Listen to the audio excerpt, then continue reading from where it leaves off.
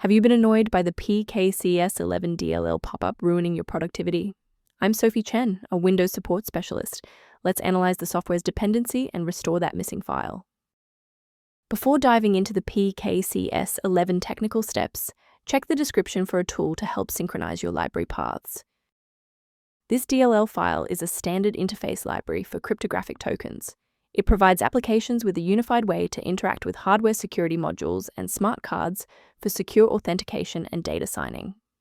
With that context in mind, our first logical step is a clean reinstallation. A damaged or incomplete hardware security driver installation is the most likely cause for this error. You'll need to reinstall the latest official version of hardware security driver to restore required files such as the Pkcs11.dll to the application directory.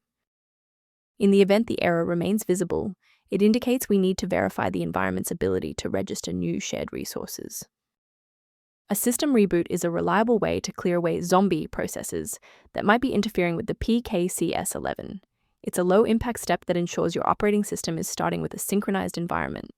Before you restart, please bookmark this video or click the like button so that it's waiting for you in your library for the next step.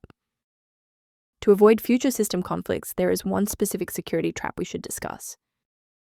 If you're attempting to install the Pkcs11.dll yourself, be aware that manual file placement can lead to severe software conflicts and data corruption.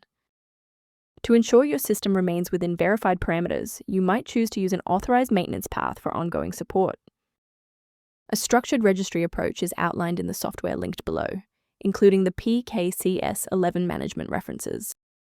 Thank you for watching. To continue receiving professional-grade solutions for the Pkcs11 and other PC errors, please subscribe to our support community.